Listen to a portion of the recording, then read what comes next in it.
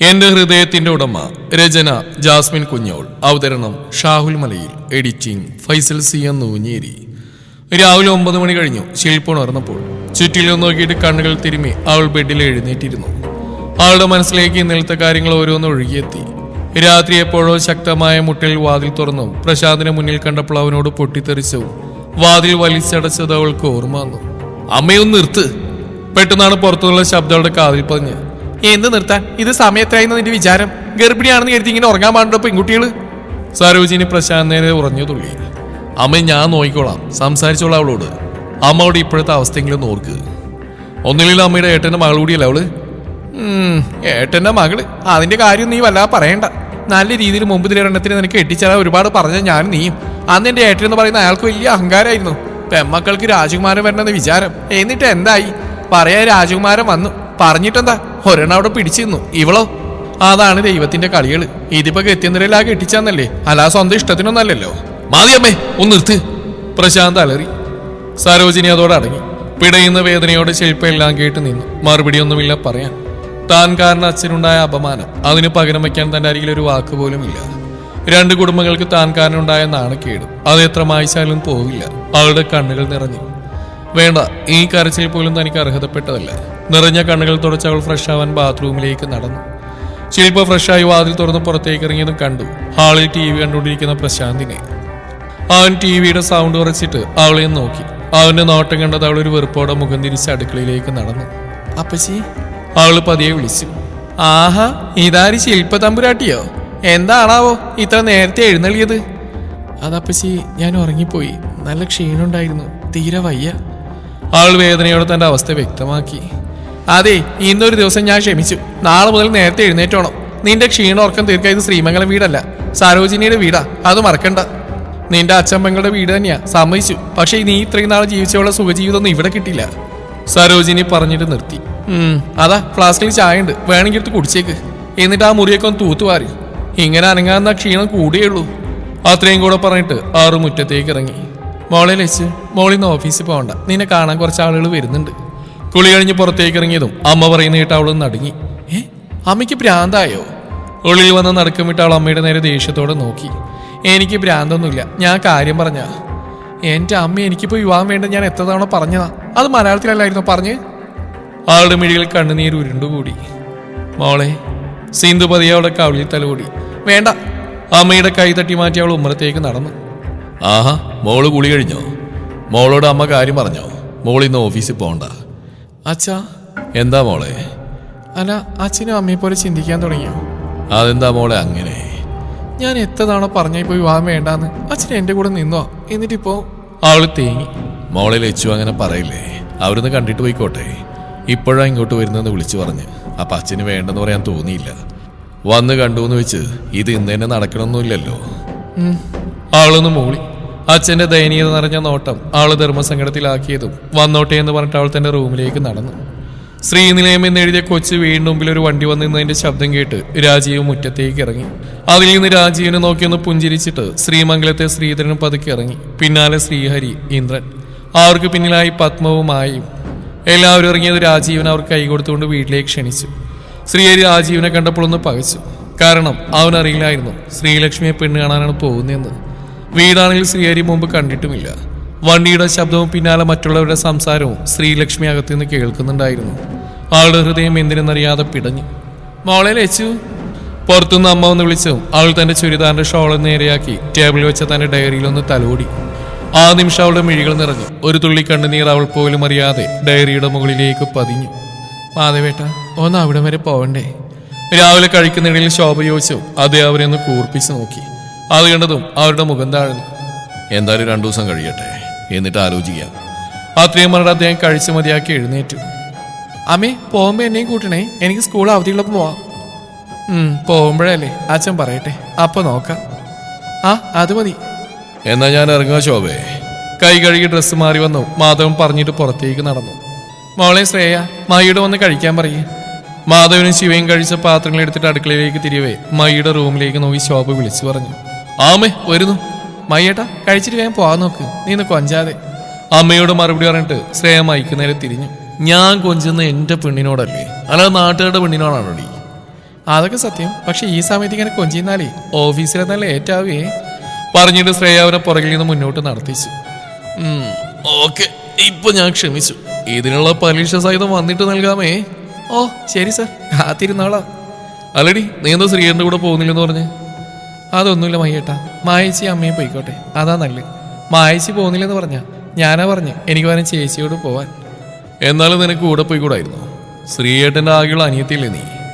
അതൊന്നും സാരല്ല മയ്യേട്ടാ, എങ്ങനെയാലും ഏട്ടന് നല്ല ജീവിതം കിട്ടണം, അത് മാത്രമേ ഇപ്പം എൻ്റെ ഏറ്റവും വലിയ ആഗ്രഹം. നമുക്ക് പിന്നെയും പോവാലോ. എന്താ മോളെ, എവിടെ പോകുന്ന കാര്യ? അതമ്മേ, ശ്രീയേട്ടന് പെണ്ണ് കാണാൻ പോകുന്ന കാര്യം പറഞ്ഞ. ഓ അതാണോ? മോൾ കൂടെ പോയിക്കൂടായിരുന്നോ? ഇല്ലമ്മേ, അവർ പോയി വരട്ടെ, നമുക്ക് എല്ലാവരും കൂടെ പിന്നെ പോവാം. ഏട്ടന് ഇന്ദ്രനൊക്കെ ആദ്യം ആ കുട്ടിയെ കണ്ട് വരട്ടെ. എന്നാ പിന്നെ നിങ്ങൾ കഴിക്കേ. ആര് നോക്കി പറഞ്ഞിട്ട് ഷോപ്പിൽ അവർക്കൊപ്പം കഴിക്കാനിരുന്നു.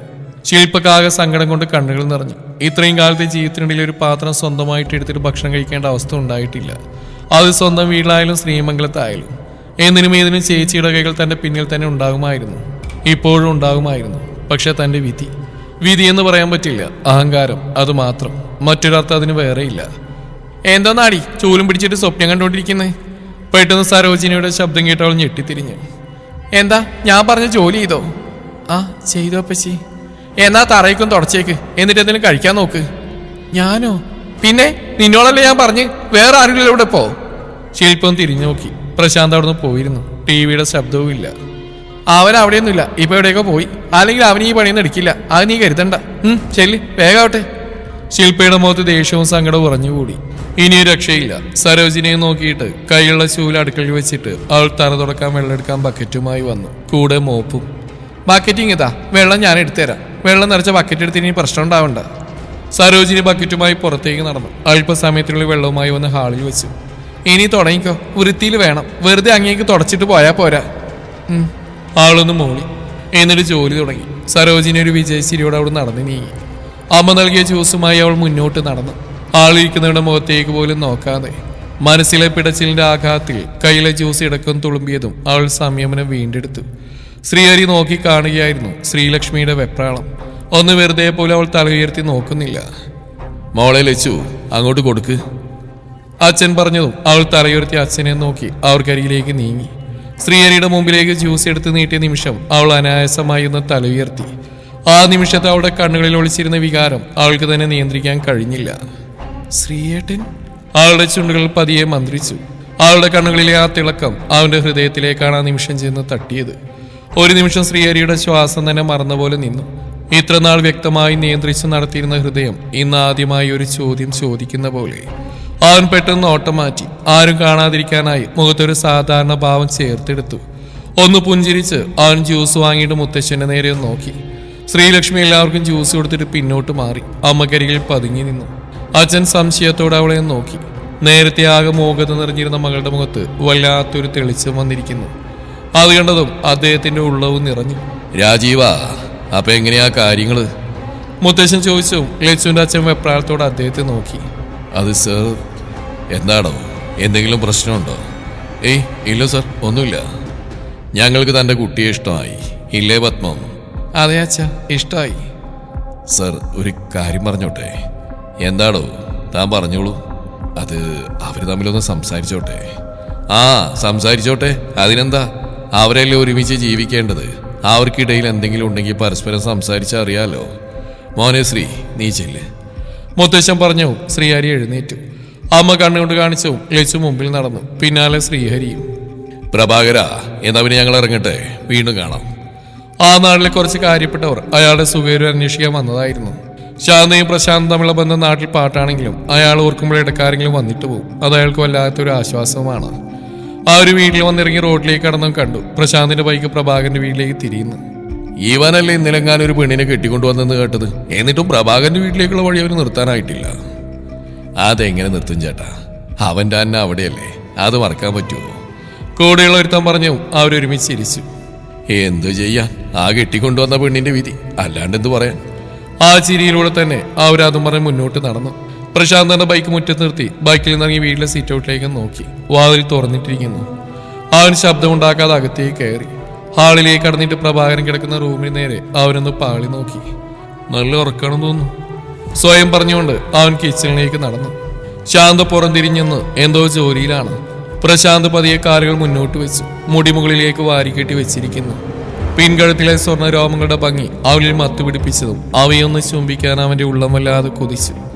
ഒരു വഷളൻ ചിരിയോട് അവൻ തന്റെ ചുണ്ടൊന്ന് പതിയെ കടിച്ചിട്ട് ആ കഴുത്തിലേക്ക് അവന്റെ അധരം മെല്ലെ ചേർത്ത് വെച്ചു.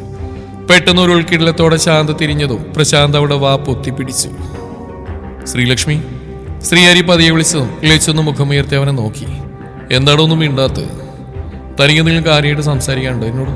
ഉണ്ടെങ്കിൽ പറഞ്ഞോളൂ. ഇല്ല സർ, ഒന്നുമില്ല. പതിഞ്ഞ ശബ്ദത്തിൽ അവൾ മറുപടി പറഞ്ഞു. ഓക്കെ, എന്നാ ഞാൻ പറയട്ടെ. ശ്രീഹരി പറയാൻ പോകുന്ന എന്തായിരിക്കുമെന്ന ആകാംക്ഷയിൽ ലച്ചു തലയിരിച്ച് അവനെ നോക്കി. അതെ, എനിക്ക് തന്നെ ഇഷ്ടമായി കേട്ടോ. പിന്നെ എൻ്റെ ലൈഫ് ഇത്രയും നാൾ എങ്ങനെയൊക്കെയാ കഴിഞ്ഞു പോയതെന്ന് തനിക്ക് കുറച്ചൊക്കെ അറിയാവുന്ന കരുതുന്നു. അതുകൊണ്ട് എന്തെങ്കിലും മനസ്സിലുണ്ടെങ്കിൽ തുറന്നു പറയണം. പിന്നെ ഇങ്ങനെ പറയുന്നതുകൊണ്ട് ഒന്നും കരുതരുത്. ശ്രീഹരിയുടെ ഓരോ വാക്കുകളും അവളുടെ ഹൃദയം വേദന കൊണ്ട് മൂടി. പക്ഷെ അവളൊന്നും പറഞ്ഞില്ല. നല്ലൊരു കേൾവിക്കാരിയാവുന്ന വലിയ കാര്യമല്ലേ. എന്നാണോ ബോറടിച്ചോ? ഇല്ല സർ, ഞാൻ കേൾക്കുകയായിരുന്നു. താങ്ക്സ്. കൂടുതലൊന്നും പറഞ്ഞിട്ട് ഞാൻ തന്നെ ബോറടിപ്പിക്കുന്നില്ല. എന്നാലും ഓപ്പണായിട്ട് ചോദിക്കുക, തനിക്കെന്നെ ഇഷ്ടമായോ? ഒരു നിമിഷം അവളുടെ ഹൃദയം അത്രമേൽ വേഗത്തിൽ മിടിച്ചു. പക്ഷെ അവന്റെ ആ ചോദ്യത്തിൽ അവളുടെ ഉള്ളിലൊരു തണുപ്പ് വീണിരുന്നു. പറയണോ, എന്താണെങ്കിലും സത്യമായുള്ള വാക്കുകൾ എനിക്ക് വേണ്ടത്. അതിലൊരു കളങ്കവും പാടില്ല. ഇഷ്ടമായില്ല എന്നാണെങ്കിൽ പോലും. അയ്യോ സാർ, അങ്ങനെയില്ല. പെട്ടെന്ന് ലച്ചൊന്ന് പരിഞ്ഞു. പിന്നെ എനിക്കിഷ്ടമായി. അവളുടെ ആ വാക്കുകൾ കേട്ടതും ശ്രീഹരിയുടെ ഉള്ള ആ കോരിത്തരിച്ചു. മതി, എനിക്ക് ഈ വാക്കുകൾ മതി. ശ്രീഹരി പതിഞ്ഞ ശബ്ദത്തിൽ പറഞ്ഞു. ലച്ചുവിന്റെ മുഖത്ത് ഭംഗി നിറഞ്ഞൊരു പുഞ്ചിരി വിരിഞ്ഞു. ആ പുഞ്ചിരി നിമിഷ നേരം കൊണ്ട് ശ്രീഹരിയുടെ ചുണ്ടിലേക്കും പടർന്നു. വിടോ! അവന്റെ കൈകൾ പിടിച്ചെടുത്ത് അവൾ അലറി. അടങ്ങടി, ഇതൊക്കെ ഞാൻ എത്ര കണ്ടതാ. എന്നോട് വേണം നിന്റെ ഈ വാശി. ഞാനില്ലാതെ പറ്റില്ലെന്ന് പറയാൻ നിനക്കിപ്പോ എന്നെ അലർജി. എന്തിന്? എന്നെ വീട്ടിലേക്ക് പോലും കയറ്റുന്നില്ല. ശാന്ത ദേഷ്യത്തോടെ അവനെ നോക്കി. ഇങ്ങനെ നോക്കി പേടിപ്പിക്കാടേ. ഞാനൊന്ന് ശരിക്കും കഴിഞ്ഞാ നിന്റെ ഈ ദേഷ്യമൊന്ന് അടങ്ങിക്കോളും. അത് മറക്കണ്ട. പ്രശാന്ത് വിട്ട്. വീണ്ടും അവളവന്റെ കൈകൾ പിടിച്ചു മാറ്റാൻ നോക്കിയിട്ടും അവന്റെ കരുത്തുറ്റ കൈകളിൽ നിന്നും ലെവലേശ അനങ്ങാൻ അവൾക്ക് കഴിഞ്ഞില്ല. നല്ല കുട്ടിയായിട്ട് എന്റെ കൂടെ വാ, അത് എനിക്കിപ്പോ നല്ലത്. ഇല്ലെങ്കിൽ നിനക്ക് ശരിക്കും അറിയാലോ എന്നെ. പറഞ്ഞുകൊണ്ട് പ്രശാന്ത് അവളെയും കൂട്ടിപ്പിടിച്ച് അകത്ത് റൂമിലേക്ക് നടന്നു. റൂമിലെത്തി വാതിൽ ലോക്ക് ചെയ്ത് പ്രശാന്ത് അവളെ ബെഡിലേക്ക് തള്ളിയിട്ടു. നിന്നോട് ഞാൻ പറഞ്ഞല്ലേ, നിനക്കുള്ള എപ്പോഴായാലും ഞാൻ തരുമെന്ന്. അത് ആരെന്റെ ജീവിതത്തിൽ വന്നാലും.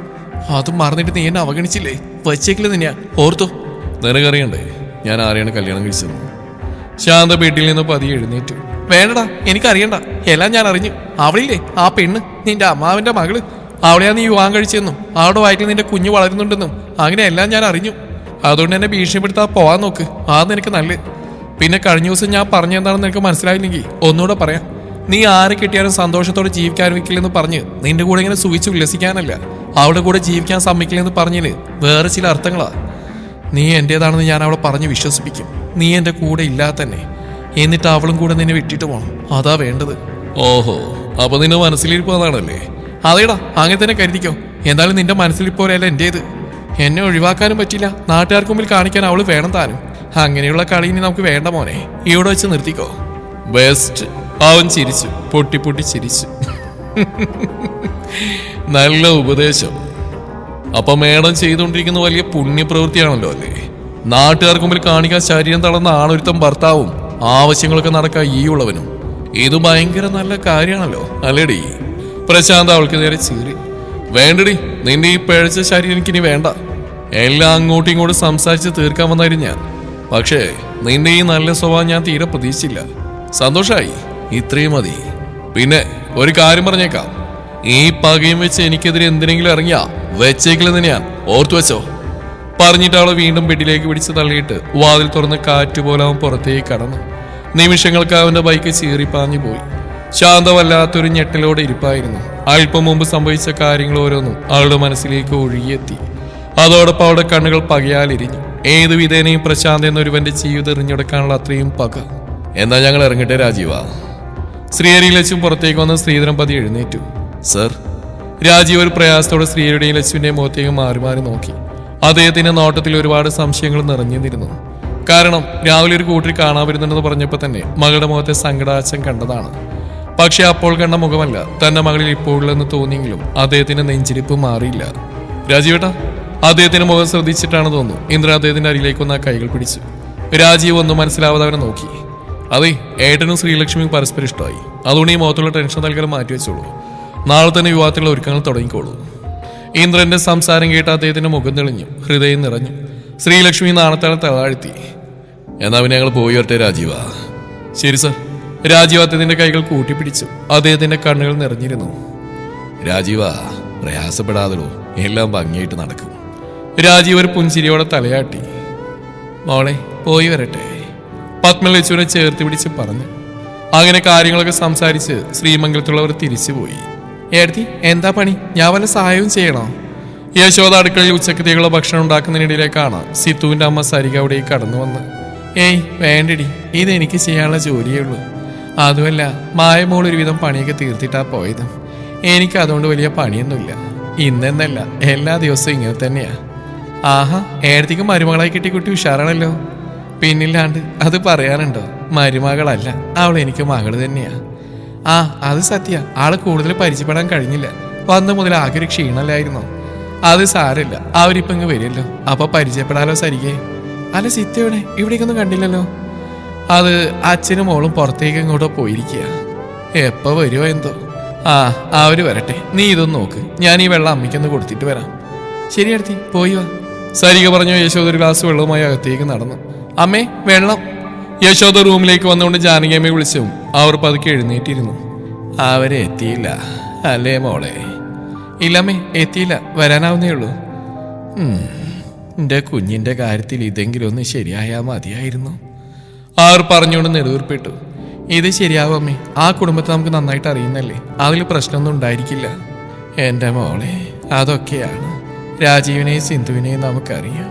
എന്നാലും അത് പോരല്ലോ, ആ കുട്ടിക്ക് കൂടെ നമ്മുടെ കുഞ്ഞിനെ ഇഷ്ടാവണ്ടേ? പണ്ടത്തെ പോലെ അല്ലല്ലോ ഇപ്പോഴത്തെ പിള്ളേര്. എന്തൊക്കെയാ പറയുന്നത് ചെയ്യുന്നത് പോലും അറിയാനും പറയാനും കഴിയില്ല. മറ്റേ ആ കുട്ടിയെ തന്നെ നോക്ക്. ആദ്യമൊക്കെ ആ കുട്ടി ചെയ്യുന്ന കാര്യങ്ങൾ ഇഷ്ടപ്പെട്ടില്ലെങ്കിലും പതുക്കെ അവൾ അങ്ങ് മാറുമെന്ന് കരുതി. എന്നിട്ട് എന്തുണ്ടായി? അതാ എനിക്ക് പേടി. ഇനിയൊരു വിഷമവും താങ്ങാൻ എൻ്റെ കുഞ്ഞിന് ശക്തിയില്ല ഈശ്വരന്മാരെ. അതുകൊണ്ട് എല്ലാം നല്ലതുപോലെ ആയാൽ മതിയായിരുന്നു. അമ്മ വിഷമിക്കണ്ട, കിടന്നോളൂ. ഇങ്ങനെ ഇരുന്നിട്ട് കാലിന്റെ വേദന കൂട്ടണ്ട. യശോദ അമ്മയെ കിടക്കാൻ അയച്ച് റൂമിൽ നിന്ന് പുറത്തേക്ക് വന്ന് കേട്ട് പുറത്ത് കാറോ നിൽക്കുന്ന ശബ്ദം. കയ്യിലെ ഗ്ലാസ് ടേബിളിലേക്ക് വെച്ചിട്ട് ഓടിപ്പോയി വാതിൽ തുറന്നവർ. അപ്പോഴേക്കും ശ്രീഹരി കാറിൽ നിന്നിറങ്ങി വരുന്ന കണ്ട് പിന്നാലെ മറ്റുള്ളവരും. മോളെ, കുറച്ച് വെള്ളം കെടുക്കുക, അച്ഛൻ പറഞ്ഞു. യശോദ അകത്തേക്ക് ഓടാൻ നിന്നു. അമ്മ ഇവിടെ നിൽക്ക്, ഞാൻ പോയിട്ട് എല്ലാവർക്കും വെള്ളം എടുക്കാം. യശോദ അവിടെ നിർത്തിയിട്ട് മായ വേഗത്തിൽ അടുക്കളയിലേക്ക് നടന്നു. എന്തായി മക്കളെ? യശോദ വേവലാതിയോടെ ശ്രീഹരിയുടെ അടുത്തേക്ക് ചെന്നു. എന്റെ അമ്മേ, കല്യാണ ചെക്കൻ്റെ അടുത്ത് പോയാൽ തുറന്നു പറച്ചിലുകളൊന്നും ഉണ്ടാവില്ല. ഞാൻ പറയാം ഇഷ്ടായോ ഇല്ലയോ എന്ന്. നീ വെറുതെ ഇരിക്കണ ചെക്ക. എന്റെ മോനെ എന്നോട് പറയും ഇഷ്ടായില്ലോ എന്നൊക്കെ. യശോദ ഇന്ദ്രനെ കൂർപ്പിച്ച് കാണിച്ചു. ഇന്ദ്രനടക്കം എല്ലാവരും ചിരിച്ചു. എന്റെ ചെറിയമ്മയോട് ഇന്ന് ഞാൻ തുറന്നു പറയും, അതുകൊണ്ട് കേട്ടോ, ഇഷ്ടായി. മരുമകളെ സ്വീകരിക്കാൻ തയ്യാറായിക്കോ. ഹോ, എന്റെ ഈശ്വരന്മാരെ കാത്തു. യശോദ നെഞ്ചിൽ കൈവച്ചു. തുടരും ഈ കഥയുടെ ബാക്കി ഭാഗം നാളെ ഇതേ സമയം.